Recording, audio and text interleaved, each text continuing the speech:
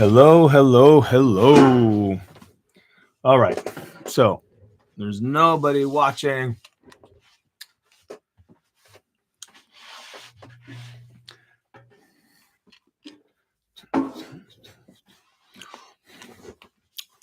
So maybe we can take a picture while we're waiting.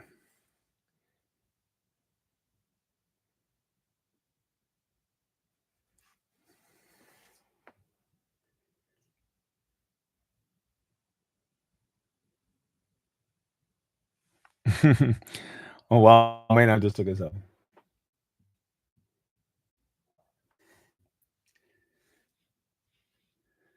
Ooh, I'm about to go live. I'm about to go live. Ooh, who sees my face? Who sees my face? All right. Here we go.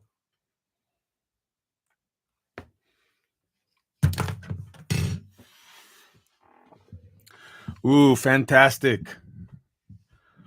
All right. I got my first one. We're going to wait another minute or two. Unfortunately, I have to. Hi, JP.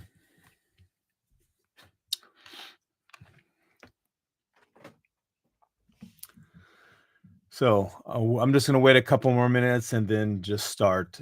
It'll be a lot shorter than the last one. The first one was more of who I am and oh. Well, welcome, JP. I am happy that you're here. Okay.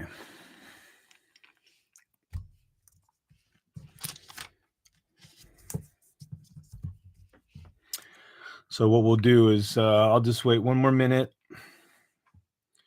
and then I will start. Today's super easy. So you know what? We're 3 minutes in.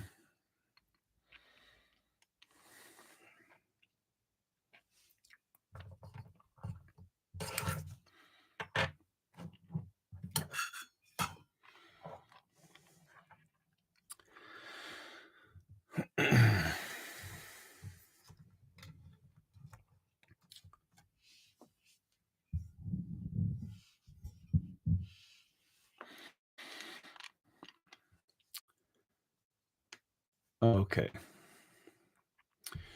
Yeah. Yeah, when I'm finished with this, I'll just probably have to post it on my channel.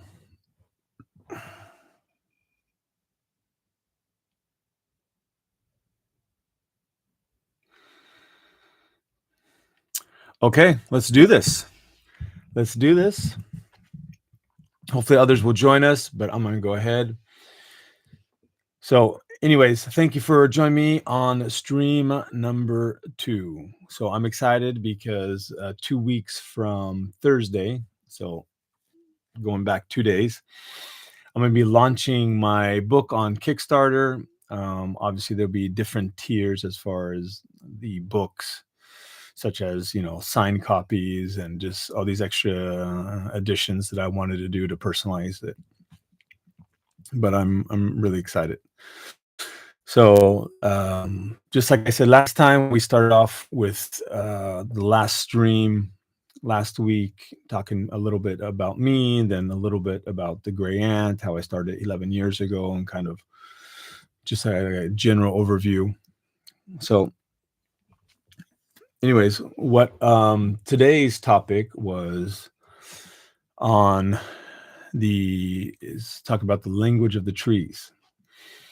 And I thought that was kind of a nice topic, because if I kind of extract all the topics from the gray ant, there's a lot. And this is not a flex. When I was done with the book, I didn't realize how many levels there were. And they all kind of reflect me and in my journey. So what I wanted to do is just talk about the language of the trees in the book. So in the gray ant, obviously there's no human structure around, there's no cities. It's just pure biology. It's pure living organisms living as if before man. And I said last time that the I wanted to choose someplace in Africa because of the origin story of humans, of humanity. And then I wanted to move on and just find a living organism that could really, really um, push the story I was talking about. So, and ants were perfect. So, as I was building this world, obviously these ants all live underground. So there's soil and there's contact. So we can look at it, as earth. Earth is feminine. So we can look at earth as mother. So being inside the soil where they live, their subterranean colony, there's like contact. Okay. There's this physical contact with mother. And the main character, or her name is Kijiwu, but we'll call her Kiji because for short. So Kiji starts to, in her dreams, there's these visions of trees. At first, they're not trees; they're kind of these um, images that she can't really focus on. Eventually, it kind of like it becomes a little bit more defined and calibrated, and she understands that they're trees.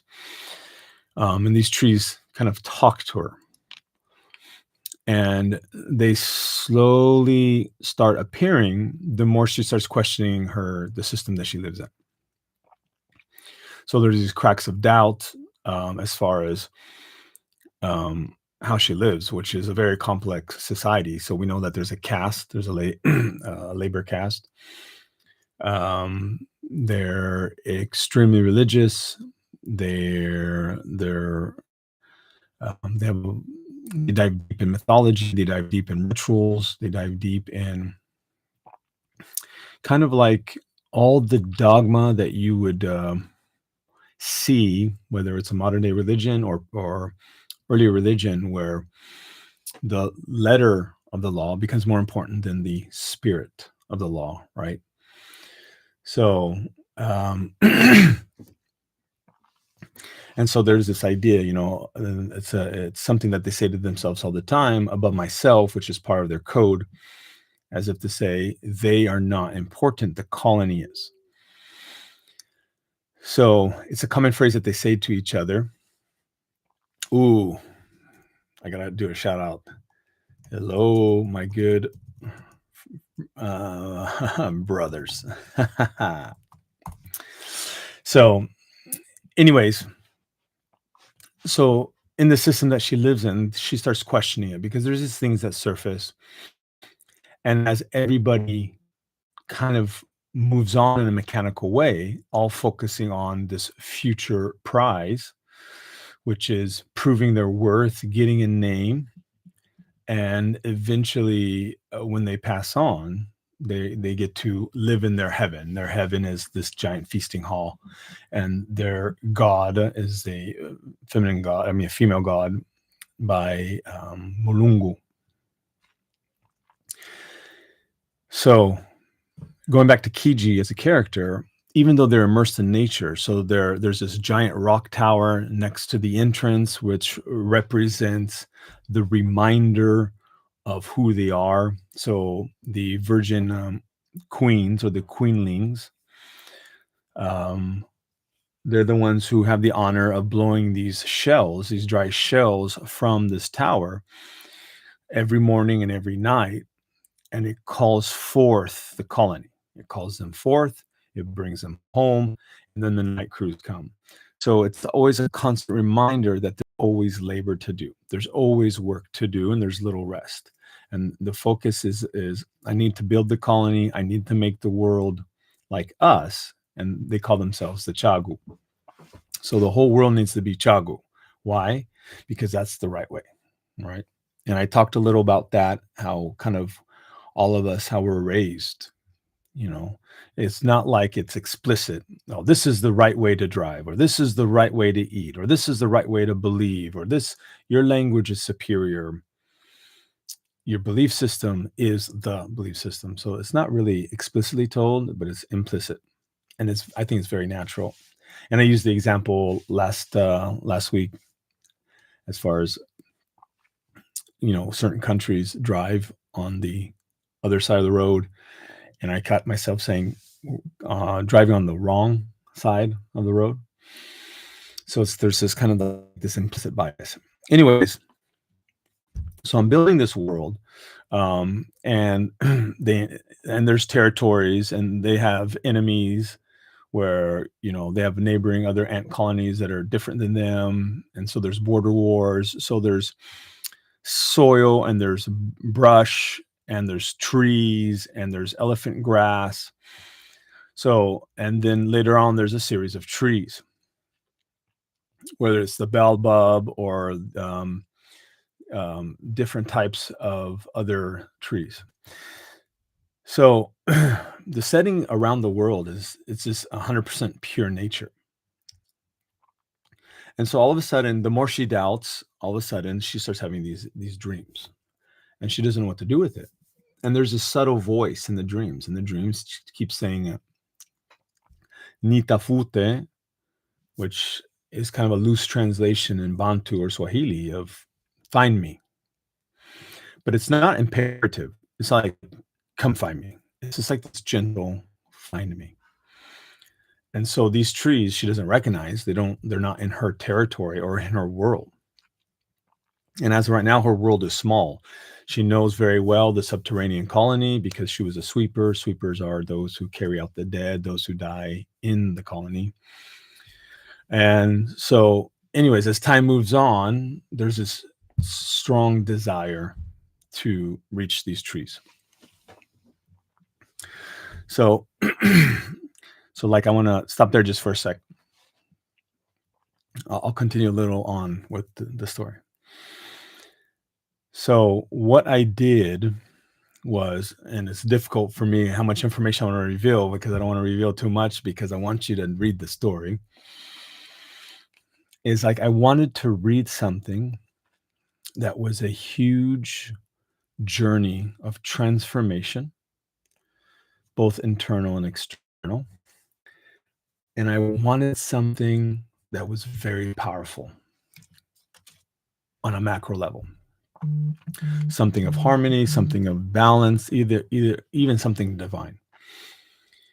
And it was so easy for me because I use nature to explain everything as far as what could help us.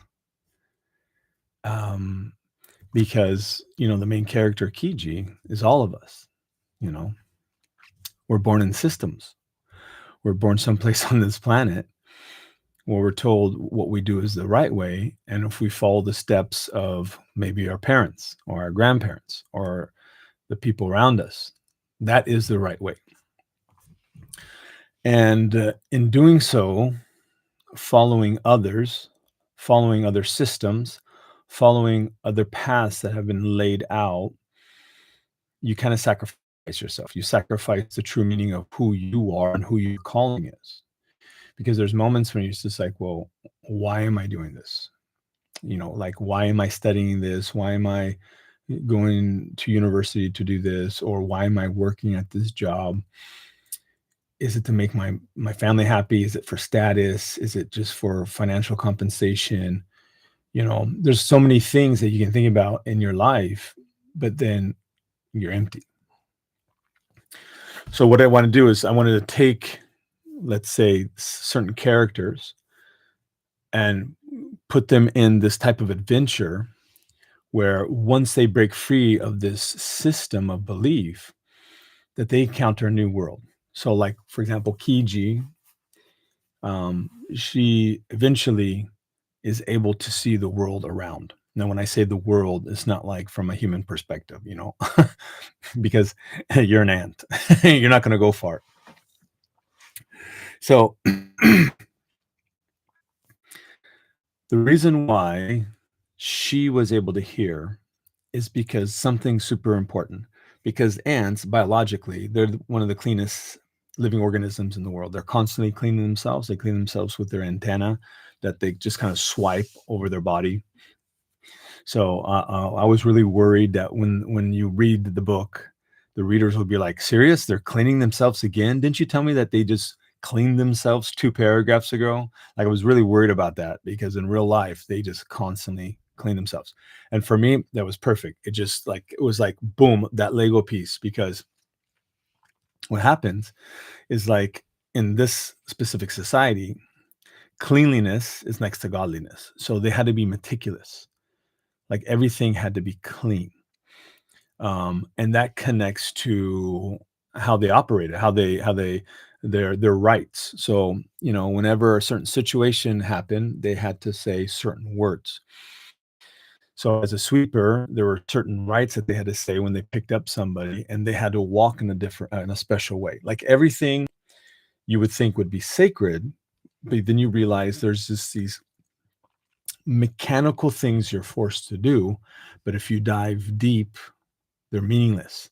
They're just invented by somebody else that has nothing to do with you. So what I wanted was somebody not necessarily rebelling, because there's no rebelling, anarchy, let's fight the system, we're going to riot. It's all silent. It's all subtle. And that's how I view change. Like I view change as something that is soft and internal. There's no screaming, there's no yelling, there's no aggression. So, anyways, because of how they lived and because the power of the queen, now this is important. The queen had such a grip on her children, on this colony, on the society that they didn't hear. They lived in the bosom, I'm saying the bosom of Mother Earth, in the soil, but there was no connection. They were not connected to Mother Earth. They were not connected to nature because they lived a way that was super mechanical, and that everything was based under the umbrella of worthiness. So if you're worthy, you get a feast in the dining halls of limitless food with the Divine Mother. So, and I said before, one of the quotes that I love is that one of the phrases that they say, those who kind of drink the Kool-Aid, who are deep into the society, they always say, "We toil, right, to feast beyond the dark." So it's kind of like this motivation. Now it's wrong motivation, but it's their motivation. It's one of those things that sparks that fuel to say, you know what, I'm going to labor some more, even if it blisters my skin from the sun, even if my limbs are broken, if my teeth are shattered, like I'm going to continue. I will labor, you know, so I can feast beyond the dark. So I can go to heaven based on my worthiness. My worthiness obviously is based on how I follow the rules and how much labor I produce. And so as the main character Kiji disconnects from her colony, but in a subtle way, in a silent way, in a very sad way, that grip of mother or mother's voice, this authoritarian kind of figure, this where there was this system of pure authority that kind of deafen nature. Like these types of systems want us disconnected from nature. So anything that pushes you away, and this is just my personal belief, anything that pushes you away from something that grounds us, which I'll talk about at the end, is that's something that you just have to think about. It's like, what is pushing me away from nature? So you can say, well, my own internal nature, like, is this the path I want?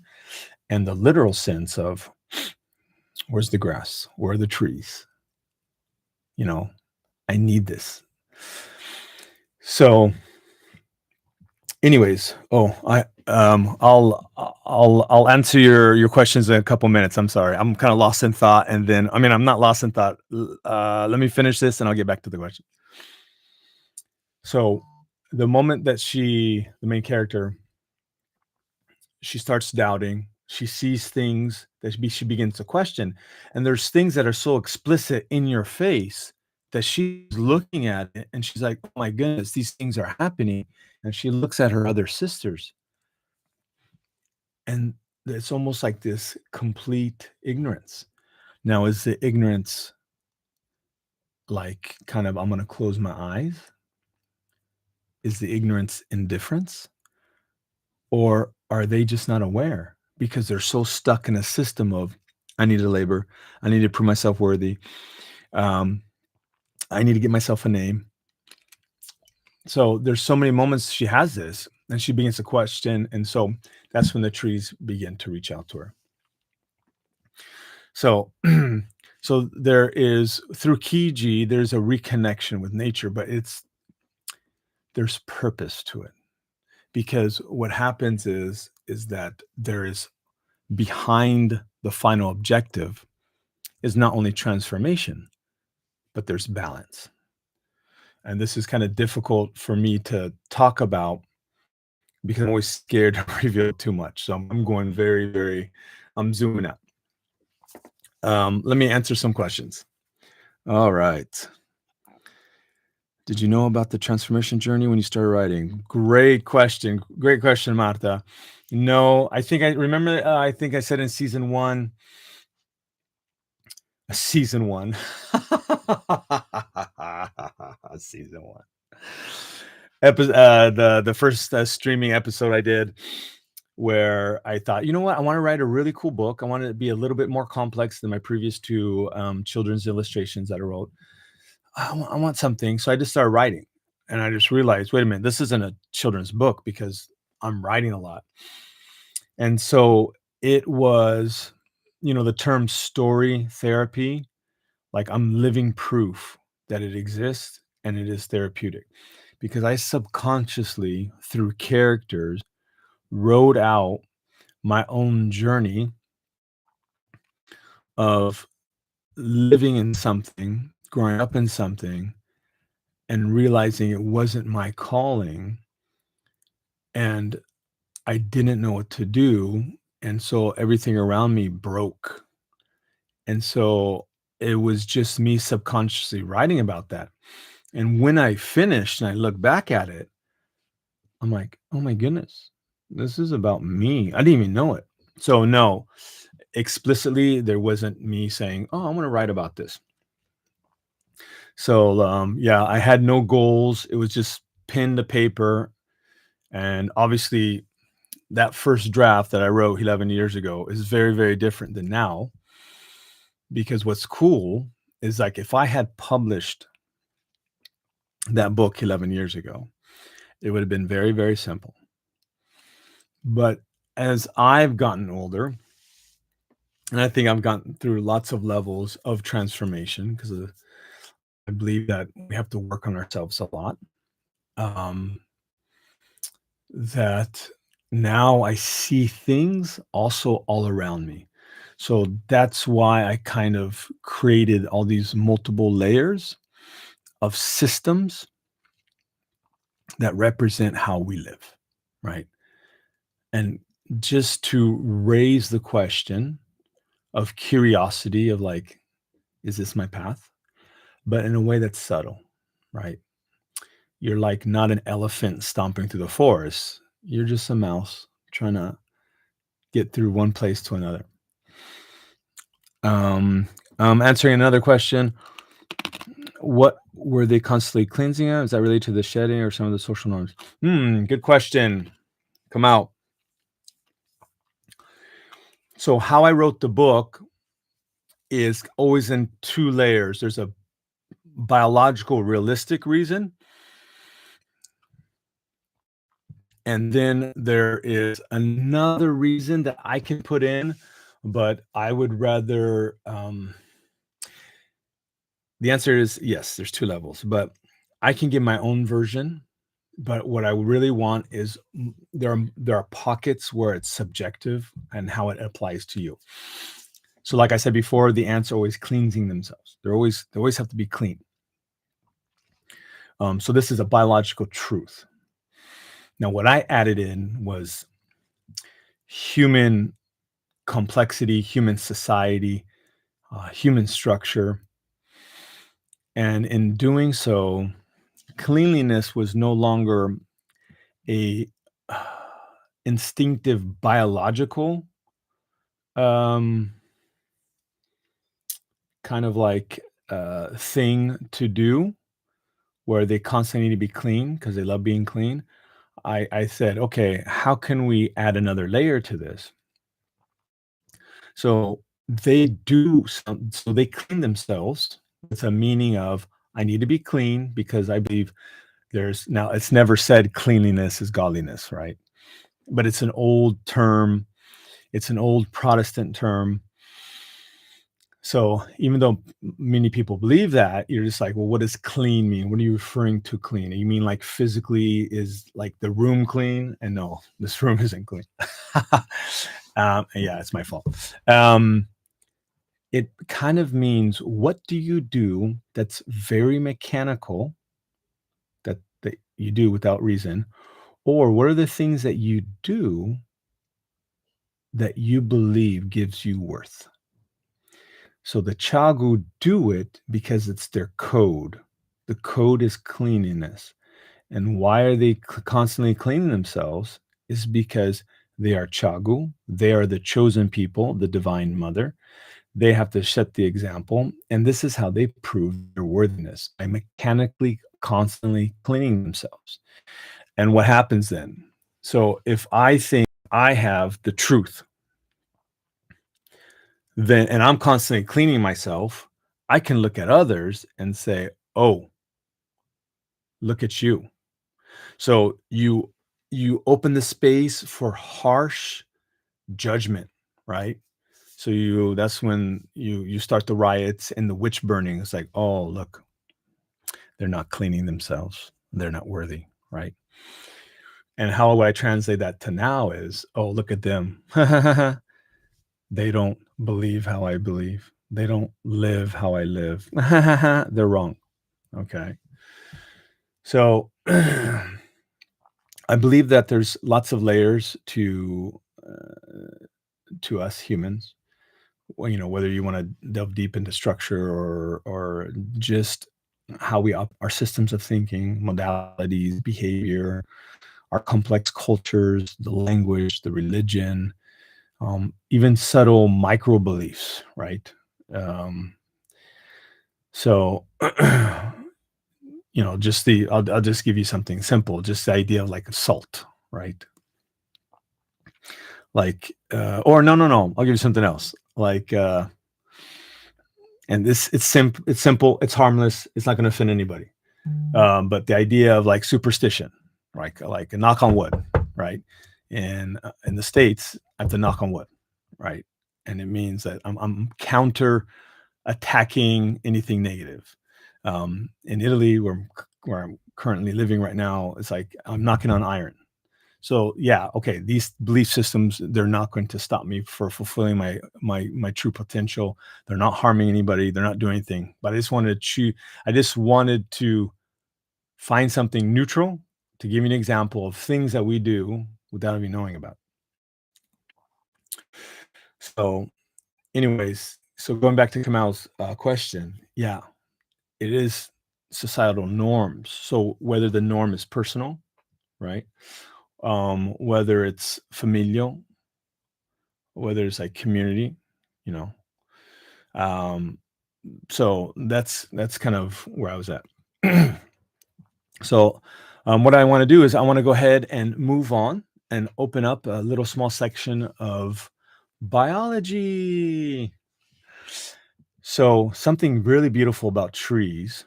There's this forest ecologist by the name of Susan Simardens. Hold on. I have her name written somewhere. Okay. I'm going to put it in the chat. I don't want to kill your name just in case she's watching. Suzanne Simmerts. Okay. So she's a forest ecologist and she's been studying forest. And what was very powerful and amazing is that she found out that trees actually communicated with each other and they actually helped each other through this type of fungi. So if you look at this fungi underneath the trees, it actually looks really beautiful. I don't know if I'm able to share images. I will try and find out, but I really wanted to share this image. So there's beautiful tree. It looked like an oak tree. Underneath the soil, you have these spread out roots, and after the roots, you have these fungi that look like these white sprouts, right? And what happens is underground, this is how they communicate. They tell each other about whether there's harm coming, there's a fire coming, anything that protects them or anything that helps them thrive. And it was just my kind of belief that nature communicated, but I didn't have any science behind it. And I found out that there's science behind it. So, yeah. So what I wanted to think about was, okay, so how can I connect trees? Because the trees are the physical place. That's like the end of the story, the trees. And how do I want to connect? So I'm going to zoom away from the trees, right? So nature communicates. So how do I connect that to the gray ant? And so, I think everybody's heard of the hive mind, right? I think it kind of surfaces sometimes in like alien movies where there's the one mind that controls everyone. And of course it's fun and you're looking at this and you're like, aha, okay. It's a cool idea, but often we're in micro hive minds. Um, where, if you think about, and when I say micro hive mind, it's just like we're all kind of following or doing the same thing, right? It doesn't matter if it's fashion, it doesn't matter if it's a trend, it doesn't matter. It can be something silly, it can be something macro and big and heavy. It's like there is this hive mind. So one thing that I thought was super cool is that nature does communicate in a serious way, and that nature does talk to each other. And I believe that we are part of nature, but along the road, there was some idea that there was a separation, and that now it's kind of, again, this is my personal feelings, like one of those things that are detached. Like, for example, the current city I live in, maybe there's 4 or 5 parks based on a population of about 5 million. And you're like, what? There should be 50 parks, right? So how we live kind of determines like what our ideas are with nature. And maybe you're lucky, you step outside your house and you look at the mountains. And if you do, I'm super jealous. So one of the messages that I send through the gray ant is this reconnection, the reconnection to yourself and the reconnection to something bigger than us. That means whether it's a community and a reconnection to nature, because nature's talking, right? So, anyways, I think hopefully there was some kind of logical sequence to what I was saying. But like I said, if I was able to extract all the different types of topics, it would take a long time. And again, this is not me being arrogant. It's just me of saying, wow, I've added layers and layers and layers and layers, and it's been wonderful and painful because there's moments I'm just like, "Ah, I can't go on like this." It's like I have a car that works, and yet I think, oh no, but what if I add this accessory? And what if if I change the bumper from something that's heavy and steel to something that's rubber?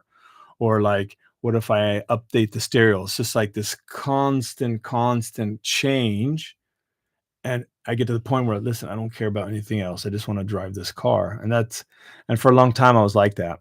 Um, so What's important for me, especially as far as the reader, is that I really want you to kind of put yourselves in the main character, okay?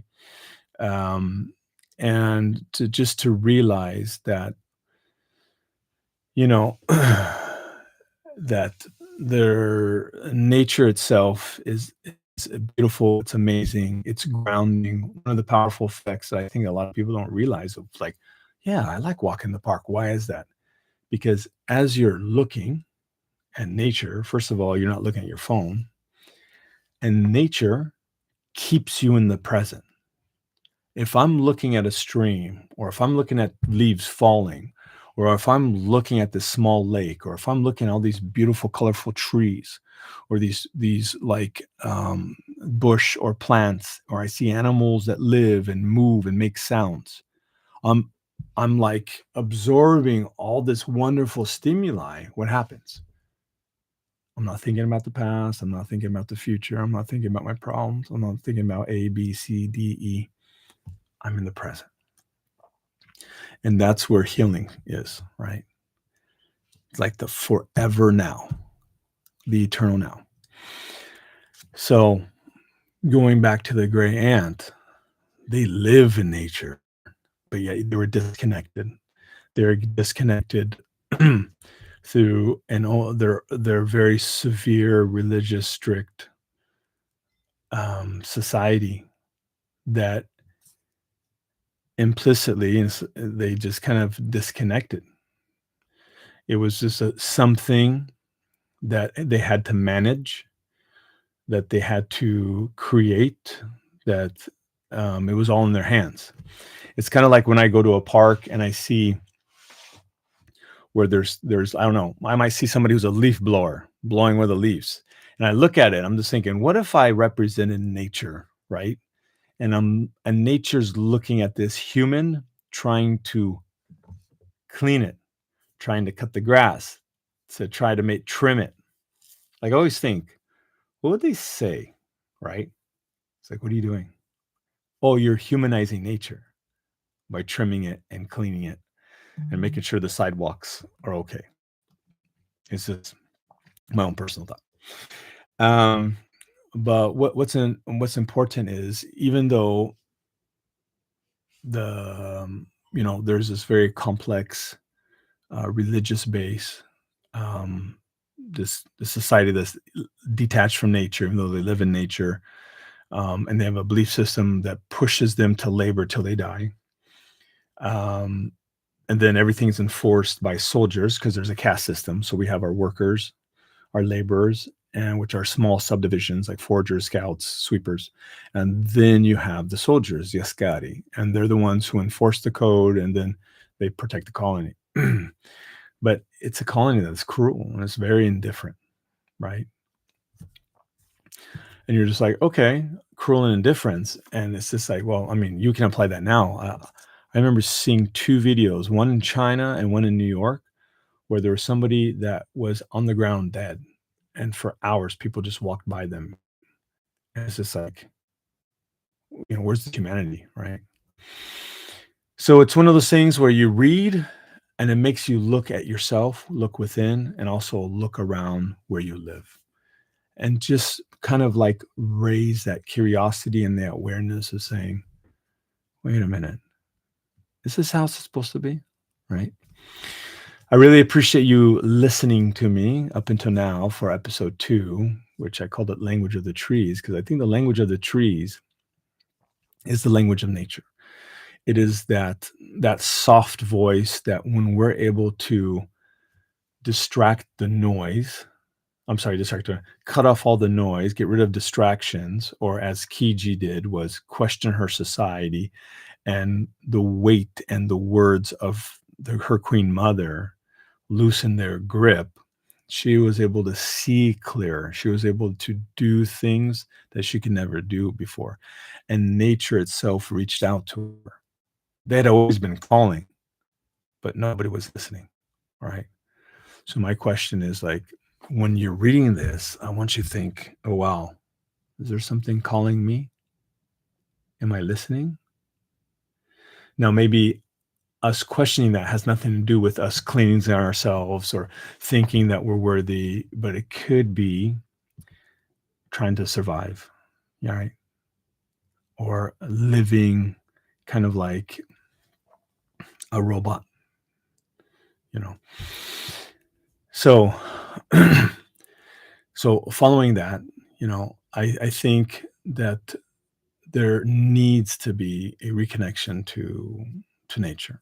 There also needs to be reconnection to ourselves. So, I want to leave this by one saying thank you so much for listening. I really hope that you enjoy the Grand. I love it. And that when you close that last chapter, chapter 36, you're like, wow, whoa. And it's something that makes you think, but in a subtle way. Like I don't like the soapbox. I don't want to stand on a soapbox in the park and scream and yell and preach because that's not my way. And I don't think that's how transformation happens. Right. I don't believe in that. So anyways, I really appreciate you listening. I want to talk a little bit about the Kiji and the society and then the disconnect from nature. Some biology with Suzanne, the forest ecologist, who found out that trees actually talk to each other. When I found out, I'm like, what the hell? This is amazing. This is super cool. And then it's kind of like if the trees could talk in real life, maybe they do.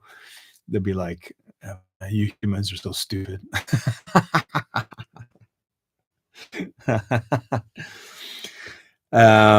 Anyways, don't let anybody drown out your inner voice. Find your compass, reconnect with nature. I think these are things important to say. So, if I was Chagu, I would say above myself, but there shouldn't be anybody above yourself, right? The colony is not more important than you. So, anyways, I will be signing off. I look forward to seeing you in the next episode. Let me see if there's any final questions. Oh, yes, Sorina. Hi, Sorina. I love it. You made it. Hold on.